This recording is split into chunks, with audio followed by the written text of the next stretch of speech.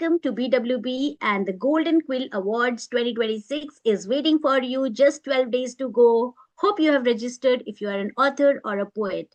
The link is shared below in the description. If not, go quickly register for yourself. The BWB jury is ready.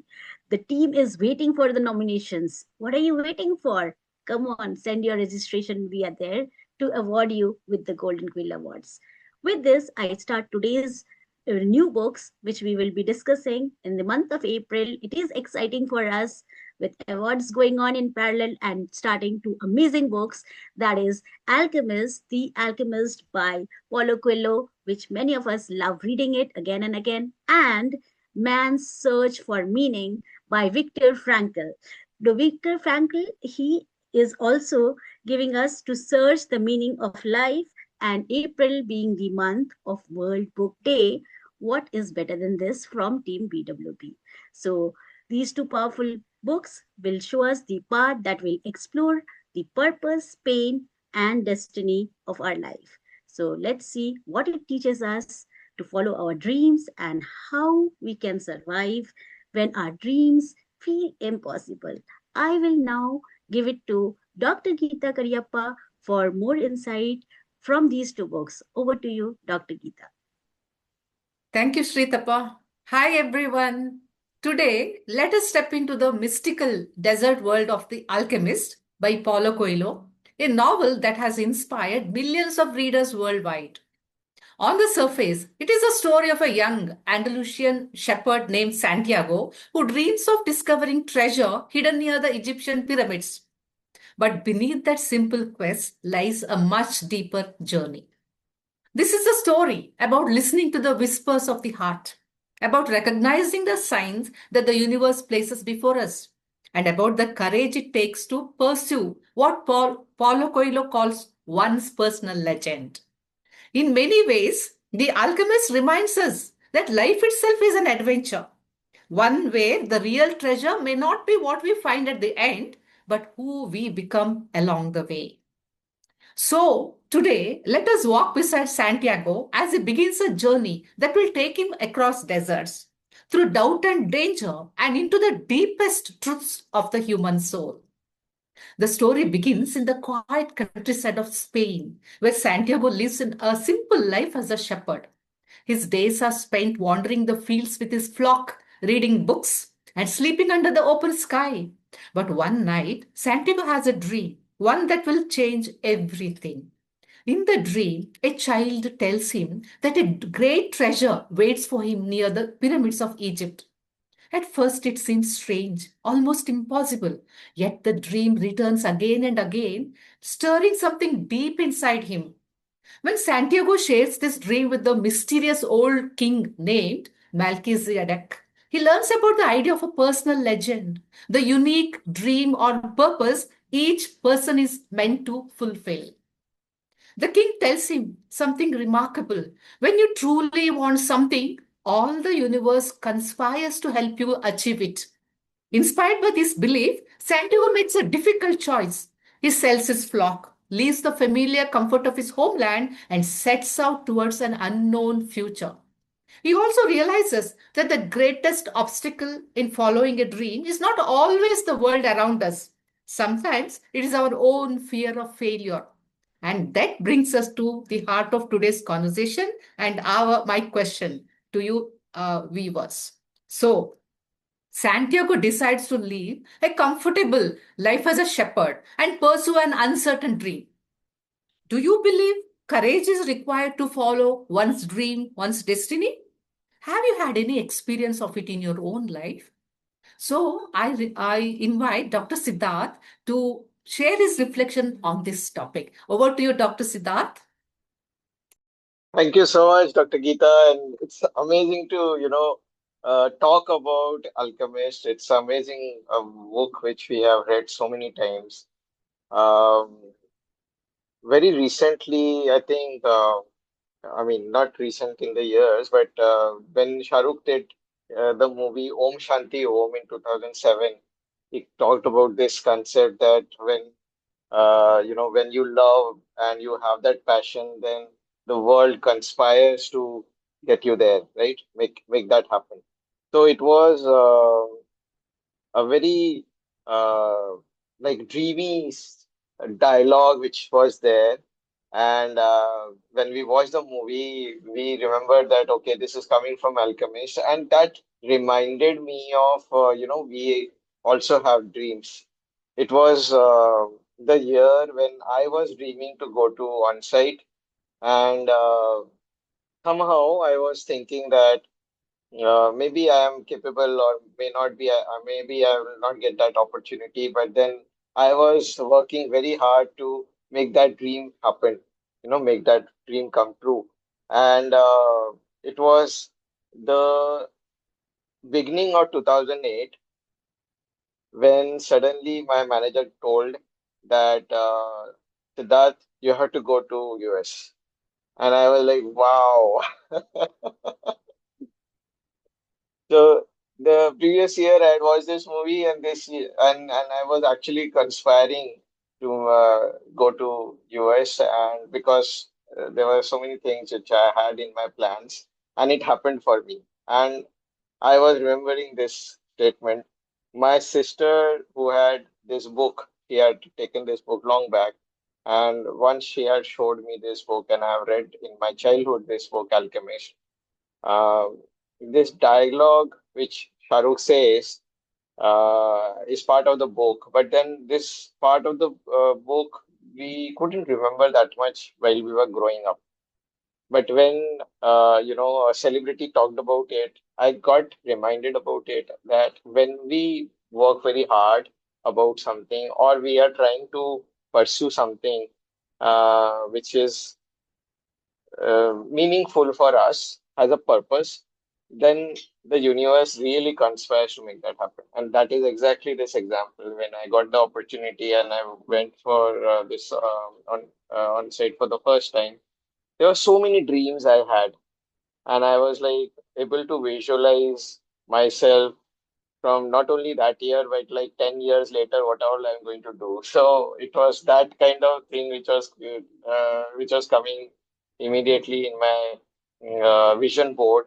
And then over a period of time, I have like evolve definitely to this we will talk about. But then the point here is that when we reach somewhere and we actually start, seeing that dream come true, and we start living that dream, then also we realize there are more dreams. And what are those dreams? We come to know only when we are living the dream which we started with. So I think that is what I link to this book, and how I have evolved reading this book again and again. Even this time, when we actually had this book chosen, I read this book again, and it is such an amazing feeling to talk about this book this month. So that is my thought about it. Over to you, Shitapa. Do share your story. Wow, thank you for sharing. It was so inspiring that yes, a book can give you hope and dreams to fly high. So when that is said by someone famous, you still stay hooked and glued to that thought, and then you implement it. What an amazing feeling. So I will say something about me and how I link it to this. So I was a person who couldn't even fly for more than 1 hour in a flight. Okay, I had this problem of motion sickness or what, I don't know. If I fly for more than 2 hours, I feel really uncomfortable to even sit in the flight. And I was just telling myself, someday I will get rid of this problem. So I was talking to people, and that's where I met one of the doctors. For some other reason, I had been there, and I said, you know what? I want to see Switzerland because I see in DDLJ it looks very nice, but I can't fly there because I cannot travel in a flight more than 2 hours. Even from Mumbai to Calcutta was difficult for me, I will say. So my parents, I had difficulty with AC also. So my parents used to take non-AC train for me for years, and no flights. So the doctor said, is this what he is stopping you to travel the world? I said, yes. I want to see the world. I want to see places, but I can't travel. That's my problem. So they said, okay, so you just take this. He prescribed one medicine. I don't know whether I should reveal here, whether it will be useful for people. But yeah, he just said me I had vomiting sensation, constant vomiting sensation, if I fly for more than 2 hours. So and I will have severe health issues. I will feel so unwell that I cannot travel more than that. Okay, that was my situation. So he wrote one medicine and said, "Girl, this is for 5 hours distance, and this is for your 8 to 8 hours distance. So if you need to travel for 14 hours, then have two. And if you have 8 hours, you manage with five. And if you need, then only you take." So I said, okay. And with that hope, I booked my 2015 Europe trip with that hope that I will be able to manage with these two medicines. Okay. I was still wondering whether that will work for me. I have not even experimented in 2 hours travel, but I wanted to see Europe and Switzerland. So I was like, okay, tickets booked. I am there in the flight, and I was wondering whether what will happen to me today. So just before the flight, I took 8 hours uh, medicine because I was very scared of myself. So everything went well. Nothing much happened. I was so panicked that my brother bought a good headset for me so that no noise goes inside my ear, and I'm comfortable while landing, because that's another challenge for me. That was I've overcome all those problems now, but that was another problem for me. So when when the flight landed first, okay, it was London, which we first went, and then from cruise we took the rest of the Europe. So it was London first, which we went, and I was able to survive the flight without vomiting, without too much of headache and all these problems. And I was like, wow, so this is working. I can see world around. And from then, I just kept traveling, traveling, and now 16 countries. And I've done so many travels all by myself. My parents used to literally be scared if I'm traveling on a flight all by myself. But now I don't need anyone. It may be 14 hours or whatever hours, I can travel myself. So I think that was one dream which I fulfilled because I spoke up to someone and who miraculously knew what was my problem and could give me something which worked for me. So yes, when you want something, someone comes for help or some words suddenly come up and it just works out for you. So it was very simple example, and like that, many more in my life. But yes, something fun-filled and easy to relate to. Over to you, Sujata. Thank you, Shritapa. Alright, that was a nice example of how the universe conspired to fill your dream of going to Switzerland. So that was good. So just now, Dr. Geeta has also narrated how young Santiago, uh, a simple shepherd boy, he also had a recurring dream about treasure near the pyramids. Now, let me take you to a very different world, a world where there are no pyramids, no treasures, no mysterious kings, a world of barbed wires, starvation, and freezing cold. The world Viktor Frankl portrays in his book Man's Search for Meaning. The world of Auschwitz concentration camp in 1940s. This is where Viktor Frankl, a Jewish psychiatrist from Vienna, found himself. He lost everything: his family, his possessions, his freedom, even a scientific manuscript he had spent years writing. This manuscript was his life's work. And on his first day in Auschwitz, he, it was taken away and destroyed. Now, here's the thing. In that horrible place, surrounded by death, Viktor Frankl made a discovery. He noticed that some prisoners survived better than others. Not those who were the strongest physically, not the youngest, but those who had something to live for, those who had a purpose in life. For Frankl himself, that purpose became rewriting his manuscript that was lost. He stole scraps of paper and made notes in the dark. He would imagine himself standing in a warm lecture hall after the war, teaching others about the psychology of the camp. This vision, this why, kept him alive even when he got typhus fever.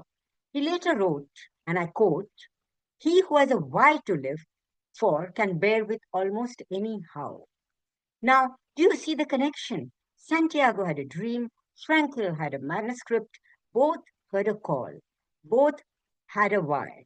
And here's the beautiful thing Frankl discovered this search for meaning, this will to meaning, as he called it, is not just for special people. It's not just for shepherds with dreams or psychiatrists with books. It's the primary drive in every human being. We all want to know, why am I here? What is my purpose? The difference is Santiago had a king to tell him. Most of us don't. We just have to discover it ourselves. So here's the takeaway for all of us. Your life has a meaning. It's waiting for you to find it. And when you do, it will give you strength, the strength that you never knew you had in the first place. So now let me hand over the mic to Jasveer. Let's hear her reflections on this. Over to you, Jasveer. Thank you, Sujata. Yes, it's lovely that if we have a strong why in life, it's it doesn't matter how we achieve that why. Everything that comes in our way, every challenge, every problem, it doesn't really matter because at the end of the day, what we want to do is achieve that why. And I'd like to narrate my own story. When I was younger, and I was very, very clear that I wanted to be a chartered accountant. That was my purpose of life. To the extent that I had decided that the day I qualify as a chartered accountant, even if I die the next day, it doesn't matter because that's all that I wanted to do. And as is known, the chartered accountancy is a very difficult exam. The passing percentage for the final chartered accountancy exam is just 1%. That was what it was earlier. Now it has improved to 5%. And I had to study with like 15 hours at a stretch. It caused a lot of stress and anxiety. It had a lot of troubles because, my age, my friends used to have a lovely social life. I had literally, disconnected with the world, and I was in my own zone, only focusing on my exam. To the extent we had a landline at home, and we had to disconnect that so that there were no phone calls. So we were literally living in a cave, away from the world, disconnected. And the struggles that I faced during that time didn't really matter because finally I did qualify. The first was that my father had a severe pancreatitis attack just a week before my exams, and I could not take time out to even take him to the hospital. So my younger uncle, his younger brother, he took him to the hospital, attended to him, took care of him while I was focusing on studying for the exam. The other issue that came up, I had my exams going on, and we had disconnected the landline. And unfortunately, I lost my uncle, that is my mother's older brother. And in those times, I'm talking of 22 years ago, we didn't have a mobile phone. So the only way for anyone to connect with us was the landline. And my mother was not aware that her brother had passed away. And fortunately, my uncle had my younger uncle was connected, and they informed him about my uncle's passing away, my older uncle's passing away. And he called our neighbor, who came and rang the doorbell and informed us. And is that when my mother knew that she lost her brother. And these were the kind of sacrifices that we all put in by being disconnected from the world, only focusing on my exam. And my why was so strong that all these hows didn't really matter, all these struggles didn't really matter, because the day I remember when my results were supposed to come, uh, we didn't have internet connection at home. So I went to a cyber cafe, and when I put in my roll number and my name appeared on the screen as Jasbir Hari Singh Kaur, it took me at least 2 minutes to confirm that yes, this is my name, and I have finally overcome all the challenges and become a chartered accountant. So when I called my parents, when they were waiting for my results, and I asked them, and I confirmed, is this my name? I mean, I wasn't even sure about my own name. I was so taken aback. And I mean, I was sure that I should have qualified, but with the kind of percentage of passing that there was always this sense of anxiety and doubt around it. And I still remember that day. The feeling is amazing, and I really cherish that memory. So yes, when your why is strong, the how doesn't matter. So now I'd like to hand over to Dr. Geeta to continue with the story. Thank you. Thank you, Jasbir. It is a really inspiring story of your life struggle to achieve your why. That is, it's amazing. Because as you say, when you have discovered your why and when you aspire to achieve it, and when you put all your 200% towards it, and that is really worth it. And it really, really happens. And that is so beautiful takeaway from your story. So Santiago's journey towards his dream does not begin with triumph. In fact, it begins with loss. When he arrives in the bustling North African port city of Tangier, the young shepherd quickly discovers that the world beyond his familiar Spanish hills is far more uncertain than he imagined. Trusting a stranger to guide him through the unfamiliar streets, Santiago is suddenly robbed of all the money he had earned by selling his sheep. In a single moment, everything is gone. Standing alone in a foreign land, unable to speak the language, and surrounded by strangers, Santiago feels the crushing weight of disappointment. His dream of reaching the pyramids suddenly seems foolish, an illusion born from a simple shepherd's imagination. For a brief moment, he considers giving up. It would be easy, after all, to abandon the quest, easy to return home, rebuild his flock, and resume the comfortable rhythm of his old life. But something inside him refuses to let the dream disappear. Instead of surrendering to despair, Santiago begins again from nothing. He finds work in a small crystal shop owned by a merchant whose life tells a very different story. The merchant once dreamed of traveling to Mecca, fulfilling a sacred pilgrimage. Yet, over the years, fear and routine slowly replaced that dream with quiet resignation. Watching the merchant, Santiago begins to understand something profound.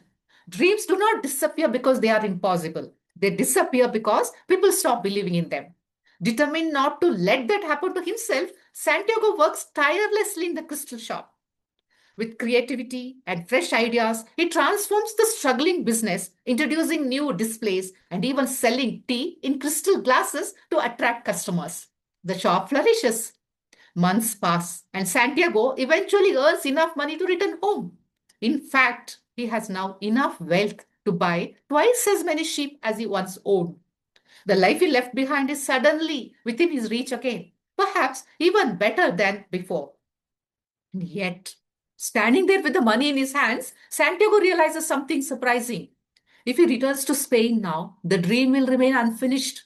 The pyramids will remain distant, and the mysterious promise of the treasure will forever linger as a question in his heart.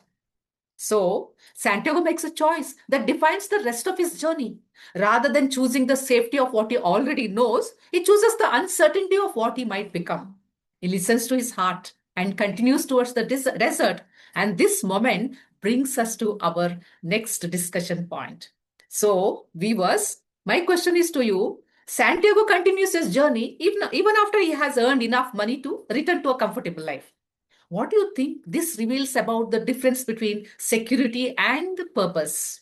So, I invite Dr. Siddharth to share his reflection on this topic. Over to you, Dr. Siddharth. Wow. We come to know here that Santiago had all the opportunities now. He has enough money to lead his old life in a much better way, but still he chooses to go ahead with the uncertainty of finding a treasure which nobody knows where it is. I think that is exactly where purpose is. We when we are in this dilemma that have we understood our life better, or there is more to it. That's exactly why where we start questioning ourselves more. Santiago was doing the same thing, and I have been doing the same thing. Even when in the previous part I was talking about that I went to on site, and there I was actually feeling that that's my dream. I want to live here for 10 years or more and settle here. But things completely changed when actually I started living there. I understood that this is not the life I want to lead for very long, and slowly. From one project to another. I started moving from one place to another. I traveled a lot, yes, but my love for understanding the different cultures of the world was profound. I explored a lot of places, but that was still not giving me the purpose because the purpose of my life was somewhere hidden in these. cues which I was getting every day. And somewhere I got this cue that helping somebody and making them feel good about themselves was making me much happier than actually solving a problem which was there in my project. So I slowly started understanding that maybe coaching is my life, and I got into coaching. I started mentoring more people as part of the projects. That gave me a level of satisfaction at that point of time. But then, even that was not enough for me. So I was still finding out what is there for me. And that is where I got into this thought of starting my own things. Uh, Also, this happened because I was far from my family. I was feeling homesick, and I was not feeling very fulfilled by staying there away from my family, where my family was suffering and my parents had some challenges with their own lifestyle. So I wanted to help them also. So it was more, I think, more profound for me at that point to take a decision which is going to make me stay closer to my family and also do something which is closer to my purpose. But I didn't know what my purpose was. I had to find it out. So it was such a difficult journey I had to go through to find that one single purpose why I'm here. And I will not reveal it here, but in the next part of Santiago, my journey also, unveils there. So I will let it be there. But the interesting part, which I relate to in Santiago's story, is how he left his, though he had earned a lot and he could have gone back to his normal family, normal lifestyle. He chose to go ahead and take that uncertain path, which even I was trying to do at my life in my life. So that's how I will end it, and we will reveal more when we go ahead in the next episodes. Over to you, Shitapa. Thank you so much. That was quite deep and insightful, Siddharth, and that was straight from your life. And many people will relate to it that there is a true calling which happens, and wherever you are at your phase of life, fully satisfied with everything, as the society or you expect, but still there is that inner happiness. Which is guided by universe where towards your purpose, and you have to find it, because it will keep nagging you, it will keep nagging you until you find it. So that is what actually drives your rest of the life's path, I will say. So that's why many people suddenly change from one life to another. Like, I will take an example of a very famous person, Milind Soman. So in his young life, he was having a very smoking habits and an inconsistent lifestyle. But something in him, he realized that he needs to focus on his health, and thought that he needs to get over this smoking habit which is controlling him. And he found that he thought his why to be like, I want to be dependent not on anything that weakens me. So this smoking was actually impacting his life. So what he did, he started transforming by being more consistent and taking care of his body. So this transformation didn't happen overnight, but he took small steps. Like, he started running, then he became more aware of his body, and he chose all the healthy habits to get rid of that unhealthy lifestyle. And it was not, he is known for, he's not for his looks, which he did, because many a times people get good body shape and all for good look and for the profession. But he didn't do, even in fashion industry he was there, it was very much needed for his body, he was already in shape though, but he didn't do for looking good and looking fit, but he did for living well for a long time. And what he did was, he wanted to build that thing that yes, I can be strong and healthy for a long time, even in my old age. And that is what he has proved for himself, that if I can do, and that has become mission for others, that if he can do, then others can also do. And he found his why, which led him this healthy and strong life of strength, freedom, and awareness, which inspires many people. And many people have become marathoners. And at such age, people have picked up running passionately and living a healthy life and transforming themselves. So that's what inspires people. If you know your true why, you can inspire many more. So over to you, Sujata. Thank you, Sri Tapa. The knowing of the why, it was a very inspiring story, the story you narrated of Milan Soman. Now, here also in the book also, which Dr. Geeta has just narrated, we see that moment Santiago, he's standing there robbed, alone in a foreign country, not speaking the language. That could have been the end of the story. He could have given up, found a ship back to Spain, gone back to his sheep, but he didn't. And that brings me to the most powerful idea Viktor Frankl ever wrote. In fact, I would say it's one of the most powerful ideas any human being has ever written. Frankl was an Auschwitz. Everything had been taken from him. His wife, he didn't know if she was alive or dead. His parents gone. His manuscript destroyed. His clothes, his hair, his name, all taken. He was reduced to just a number tattooed on his arm. He wrote, everything can be taken from a man, but one thing, the last of the human freedoms, to choose one's attitude in any given set of circumstances, to choose one's way. That's the why. Think about that. They could take his freedom, they could take his family, they could take his dignity, they could take his very life. But they could not take his power to choose how he would respond to all of this. And Frankl saw proof of this in the camp. He saw some men who became brutes, who would do anything for an extra piece of bread, even beat their fellow prisoners. But he also saw something else. He wrote about men giving away their last piece of bread, comforting others. He said there were few, but they proved something that even in the worst circumstances, you can choose your way. Santiago chose to get up and work. Those prisoners chose to share their bread. Same freedom, same power. So it's not just about positive thinking. This is not just being happy. It's something much deeper. This is recognizing that between what happens to you and your response, there is a space, and in that space is your power. Someone insults you, there's a space, you choose not to react. You lose your job, there's a space. You choose how to move forward. You face a health crisis, there's a space. You choose your attitude. Frankl said we are no longer able to change a situation. We are challenged to change ourselves.